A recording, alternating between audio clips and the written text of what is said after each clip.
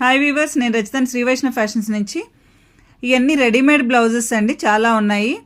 అయితే ఇటు సైజెస్ వచ్చేపాటికి బ్లౌజ్ లెంత్ 15 లెంత్ వస్తుంది, చెస్ట్ సైజ్ 34, వేస్ట్ వచ్చేసి 29, హ్యాండ్ లెంత్ వచ్చేపాటికి 10 వస్తుంది, హ్యాండ్ రౌండ్ 12 వస్తుందండి.